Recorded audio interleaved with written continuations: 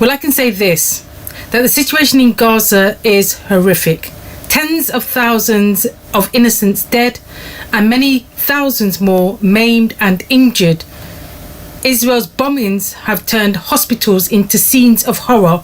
More than 7 out of every 10 Gazans is suffering extreme hunger, and inadequate aid struggles to get through.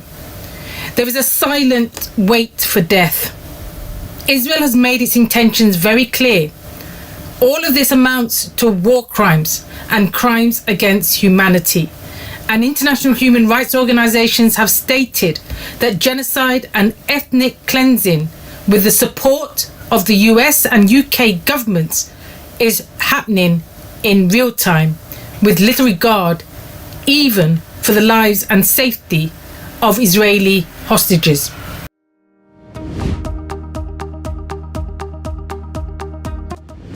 Well, the Nazis' murder of millions of Jews, Roma and others is an event that should never happen again, and we should be very careful about comparing anything else to it.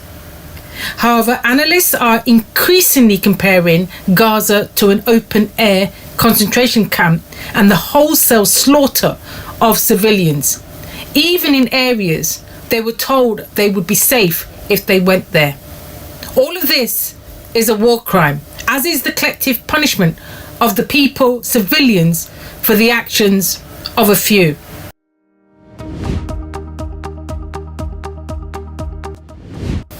Well, you know, Israel has committed and continues to commit war crimes, including genocide, according to the assessment of legal experts, the United Nations High Commission for Human Rights and human rights groups, including Jewish activists and human rights organizations. There has to be a proper investigation and accountability. The caliber of those from around the world who have signed the complaint with me makes very clear that this is a serious matter of justice, not a political stunt or gesture.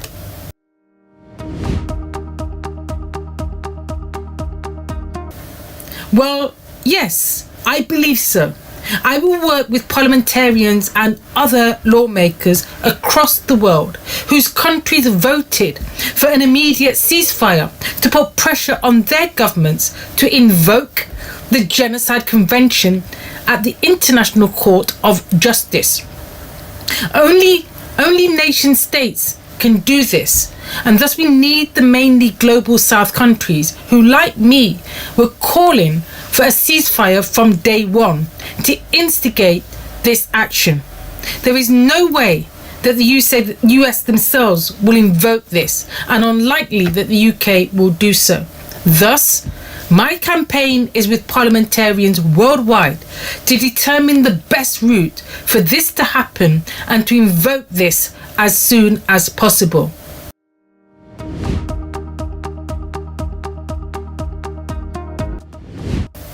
Well, after 80 days of war on Gaza, Israel has achieved, in my view, mass murder and the shredding of its international standing in the eyes of huge numbers of the public around the globe. The slaughter of Gazans has laid bare the racist and settler colonial nature of the Israeli regime, with Israeli ministers talking openly of a new Nakba and the removal of the population of Gaza. They literally want to drive the people of Gaza into the Sinai Egyptian desert. Palestinians have been oppressed, persecuted and killed with impunity for decades. But the scale of this latest slaughter has opened the eyes of millions. Well, I deeply hope not, but that is certainly the intention of the Netanyahu regime. Growing global outrage means the political and economic price might just be higher than the US and UK governments are prepared to pay. But if they continue to be complicit, back or wink at the war crimes and what many have called genocide, the future looks bleak. And the only chance is concerted, relentless, popular uprisings and movements, and the worldwide intensification of boycott, divestment and sanction campaigns.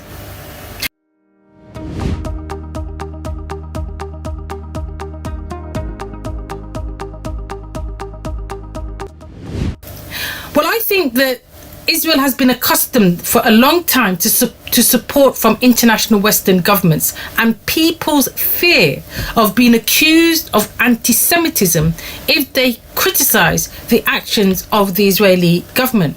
I think there's an element of complacency that has come with that, a belief that Israel can do what it wants and won't be held accountable. Yet with the current regime, there's a fanaticism that is determined to do what it wants, regardless of international outrage, or at least a show of defiance. Outside Israel, however, comments from its advocates in both the UK and the US have suggested they are deeply worried about public opinion, especially among younger people who are less willing to ignore the suffering that Israel is inflicting, and what organisations like Amnesty International have called the obvious apartheid system that treats Palestinians as subhuman.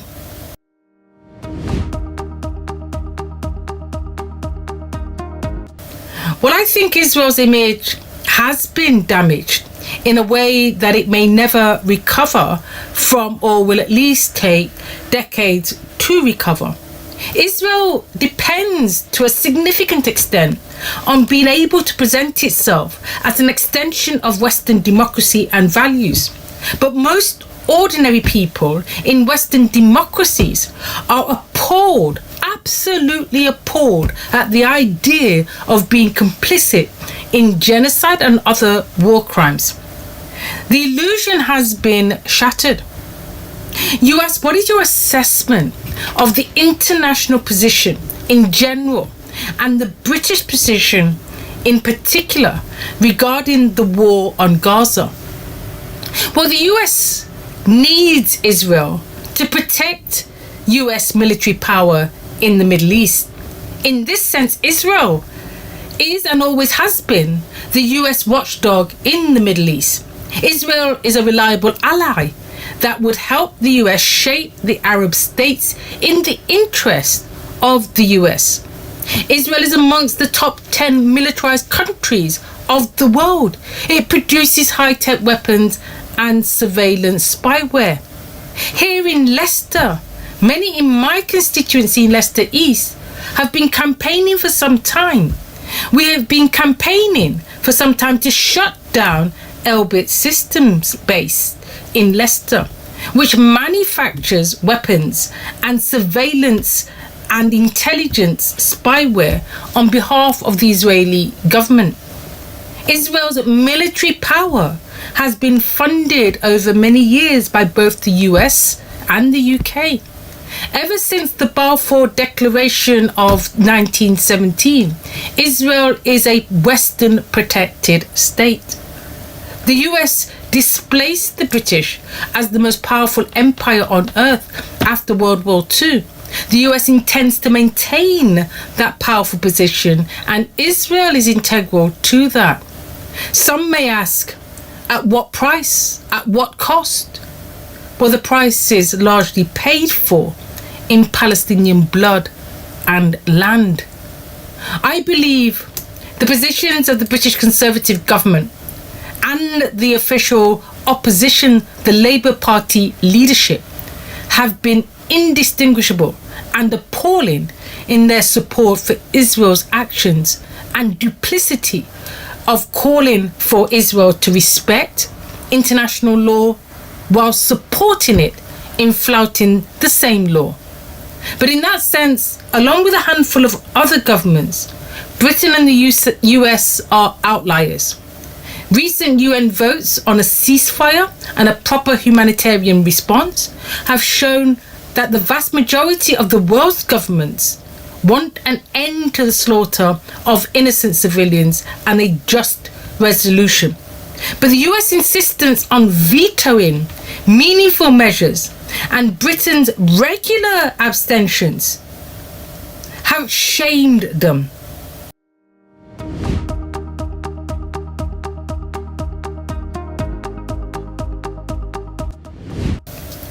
Well, I can tell you that UK public opinion is overwhelmingly for a ceasefire, and that applies across the political spectrums.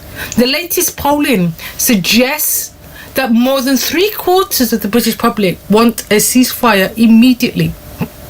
And the mass marches by millions, the demonstrations across the country every week are making it harder and harder for the public to be unaware of the issue.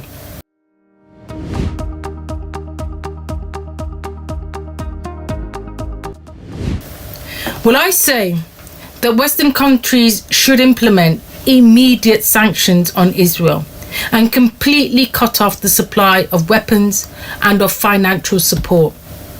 They won't, of course, but the hypocrisy of their position is perfectly clear from the completely different response towards support for Ukraine against Russia's invasion.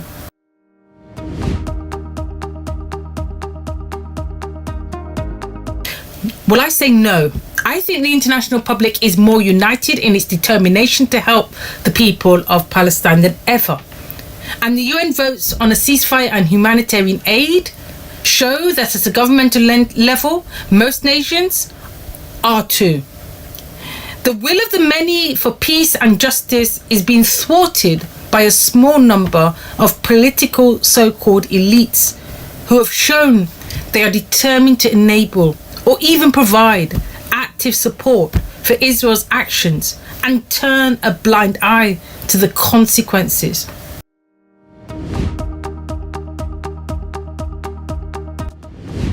In response, I would say it's very tough because the willingness to support Israel is so deeply entrenched at a political level in a few powerful or influential countries.